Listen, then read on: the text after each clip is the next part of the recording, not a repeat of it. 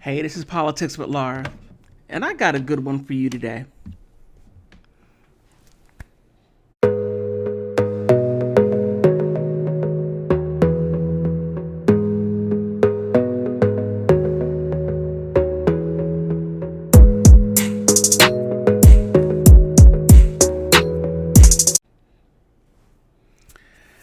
I have a rant.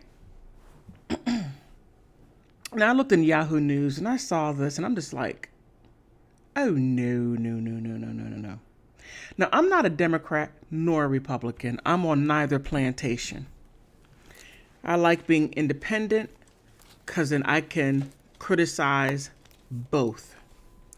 I have no allegiance to any party at all. GOP Rep.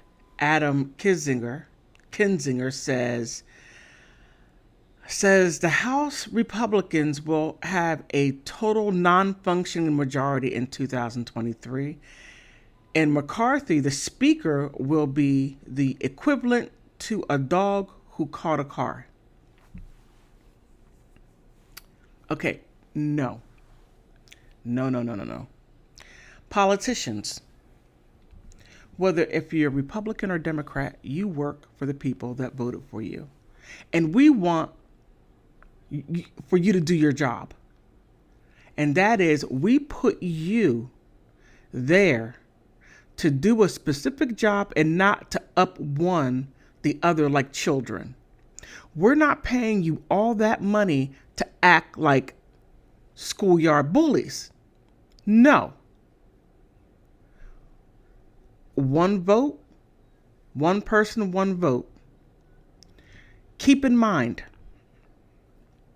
people love to say a democracy. No, we are a republic. And you run nothing at all. We tell you what we want done, not you do what you want to do.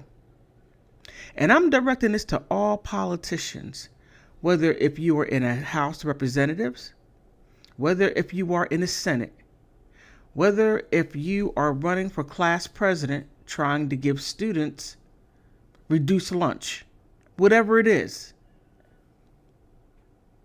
Your allegiance are to the people that voted you in and not for the people or the special interest groups that give you money.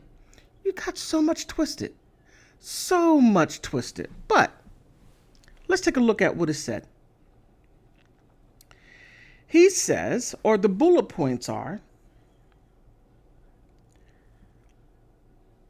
on Charlie Sykes' Bulwark podcast, Kinzinger added that McCarthy will struggle with a slim GOP edge. It's not about the edge. It is about all of you Democrats and Republicans work for us. Forget about this East Side, West Side bullcrap. It needs to stop, and you need to get down to the business of running the country. And if you're not, then my question is this. If you're not working for us, then whom are you working for? Is it for big business?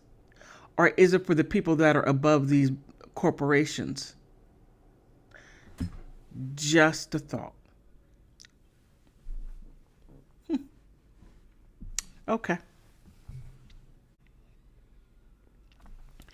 He goes on to say, when there is a 15 to 20 person majority, it takes a lot of people to deny the future speaker his votes. But when it's just like 3 or 4 or 5, you can find it, which is why I think the Democrats need to be really thinking about working with people like AOC and some of the others that have never gone to vote for a Republican. Find a Republican that is agreeable and try to find a couple of Republicans that are in elected office and then vote for the person, for the Speaker of the House. Now, in this sentence right here, I find that very, very interesting. I don't know if this was a Freudian, a Freudian a slip or not. But he said, try to find a couple of Republicans that are in elected office. Now, that would suggest that there are people in these offices or holding office that haven't been elected.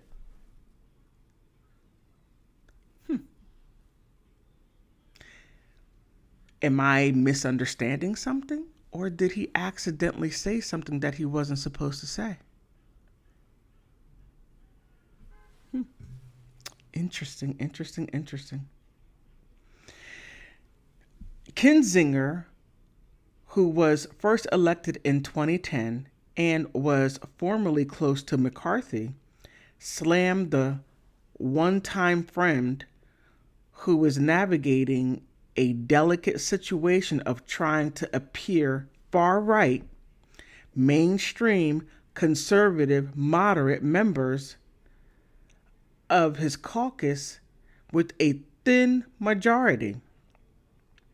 A tough prospect for the Republican lawmakers and leadership.